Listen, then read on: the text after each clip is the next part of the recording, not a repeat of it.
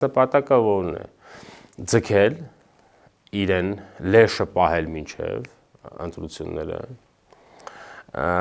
որպեսզի այդ պարագայում իր հեղինակությունը մի քիչ կարգավորվի, Հայաստանի մինչ հեղափոխական անցյալի դերակատարները կհեծնեն իր վրա,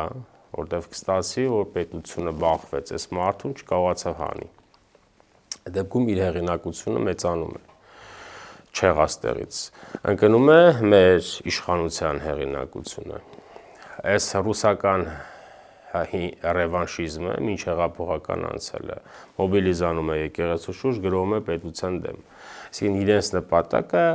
դա է, որ հեղինակազրկել պրոցեսը, իշխանություն, մեզ եւ այլն, կբարձրանա այս մարդու հեղինակությունը, կհավաքվեն իրեն շուրջ, կքշեն պետության վրա որպես հեղաշրջման հնարավոր տարբերակ, այս է նպատակը,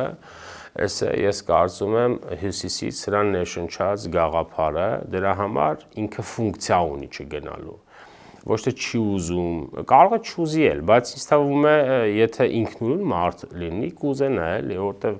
այսքան ում վրա թքես մրես, չասի շառս քաշեմ թողնեմ գնամ, չեմ հավատում էլի, այդքան բարոյապես մաշված հո չեն։